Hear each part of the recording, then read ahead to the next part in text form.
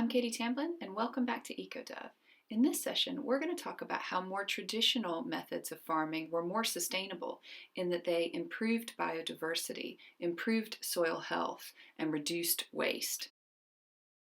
If you grow your food, you replenish the nutrients in the soil through other activities you do on your farm. So agriculturally, it would mean a diverse operation, not an operation dedicated to just a monoculture like pine trees or corn or soybeans. It would be a situation where you have cows or chickens that create manure that you put back in the soil, and the manure feeds the plants you eat.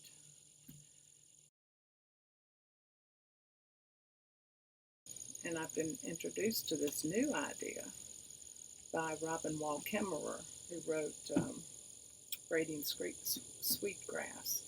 And she comes to it from the perspective of a Native American.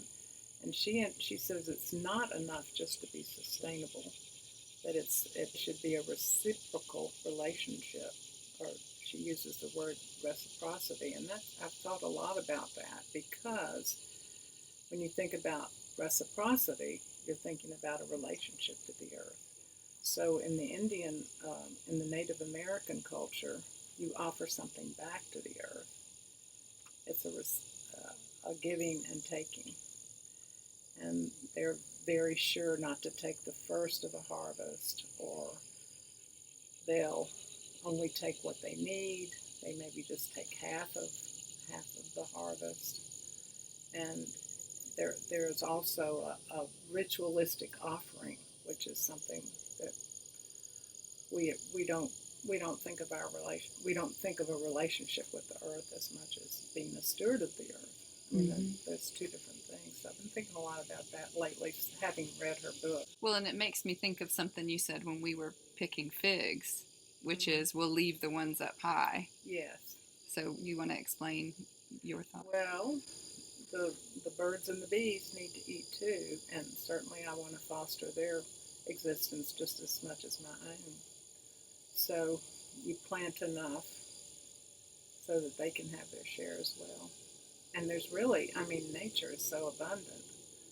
We've been flooded with tomatoes the last 2 or 3 weeks, and we can't think of enough ways to use it. So I have tomatoes up there that the rodents have eaten, the birds have eaten, and I just leave the ones that are half eaten on the vine, hoping they'll come back and get the rest of it.